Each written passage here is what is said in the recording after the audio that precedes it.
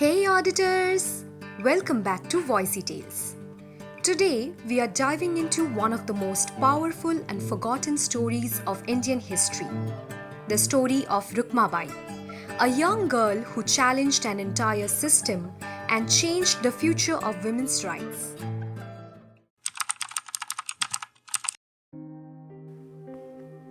Rukmabai Raut was born in 1864 in Bombay. She grew up in a world where girls had no choice, no freedom, and no voice. Her mother, Jayanti Bai, understood that pain too well, as she herself was married off at 14, became a mother at 15, and became a widow at 17. When Rukmabai was just 8, her mother remarried Dr. Sakharam Arjun, an unusual man for his time. He believed that girls should study. He filled the house with books. He encouraged young Rukmabai to learn, to question, to grow. But even reformers had their limits. At just 11 years, Rukmabai was married off to a 19-year-old boy named Dadaji Bhikaji. She was a child. She had no say. And like every other girl of that era, her life seemed already written. After the marriage, Rukmabai did not move in with her husband, which was a common custom at that time. She stayed with her mother and continued her education in secret. As she grew older, she became intelligent, cultured, and well-read. She attended lectures and dreamt of a life built on knowledge. Meanwhile, Dadaji Bhikaji fell into laziness and debt. He quit school. He came under the influence of a greedy uncle, and soon he saw Rukmabai not as a partner but as a solution to fix his financial troubles.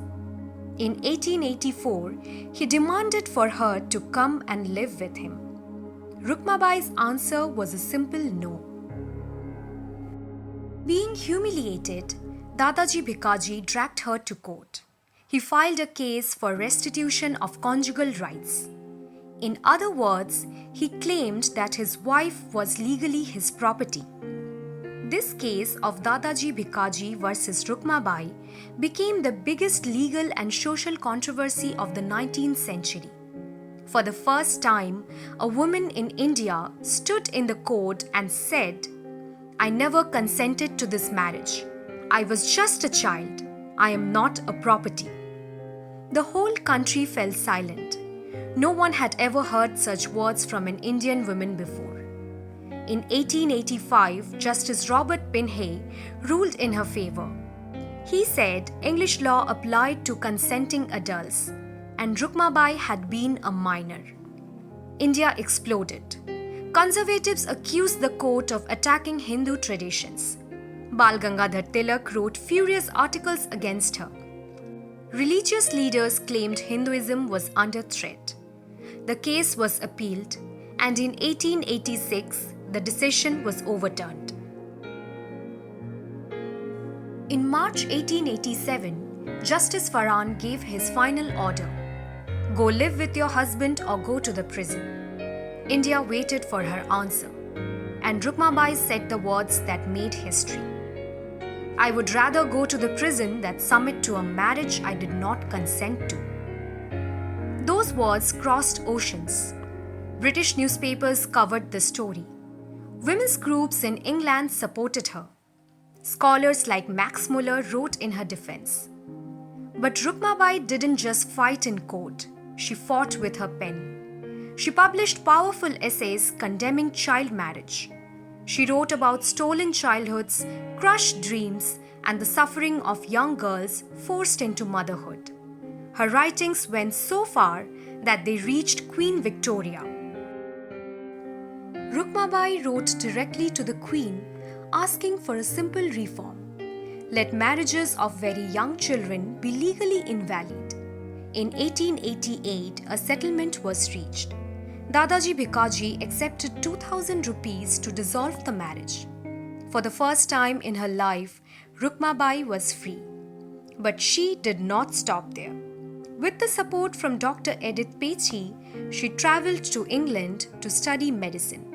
In 1894, she graduated from the London School of Medicine for Women, becoming one of India's first female doctors practicing Western medicine. When she returned to India, she served for 35 years as a chief medical officer in women's hospitals in Surat and Rajkot. She treated patients, trained nurses, and served through epidemics. She fought for women's health and dignity until her last breath. Her legal battle had opened the door for change. Just 3 years after her case, the British passed the Age of the Consent Act in 1891, which was India's first major step against child marriage. It was followed by many more. Rukmabai died in 1955. She outlived her husband. She outlived the empire that ruled her. She outlived the customs that tried to silence her. In 2017, Google honored her with a doodle on her 153rd birth anniversary. But her true legacy lives elsewhere.